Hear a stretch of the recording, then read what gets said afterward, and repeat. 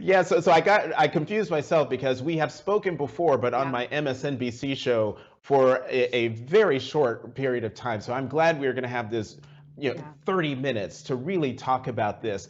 And before I get into some of the factors that play here yeah. that predict a civil war, I want you to talk about the quote that we had there on the screen, where the start of it says, "Most Americans don't even think that it's possible that we could have another civil war." Talk more about that, and then we'll get into the specifics.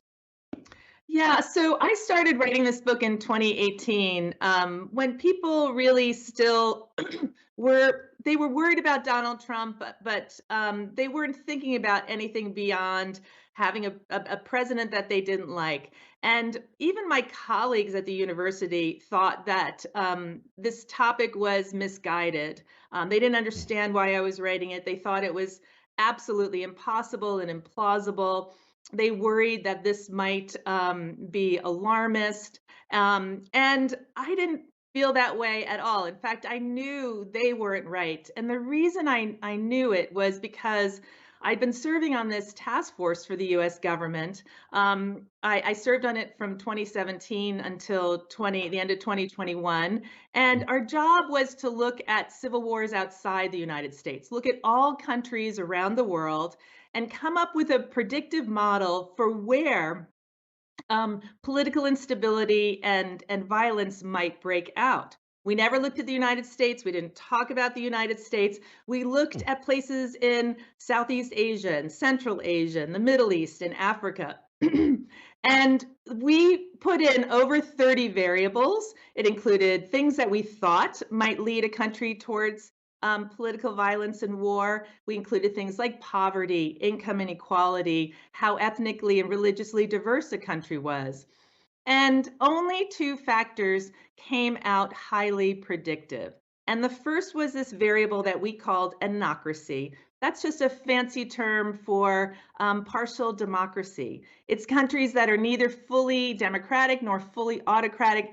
There's something in between. And countries become anocracies oftentimes when they're democratizing. So they're moving from an authoritarian system to a democracy, or if they're a democracy and they're backsliding. And then the second factor was what we called ethnic factionalism, whether a country's population was organizing itself politically, not around ideology, so not around whether you're for tax breaks or against tax breaks, but they're organizing around racial, ethnic, or religious lines.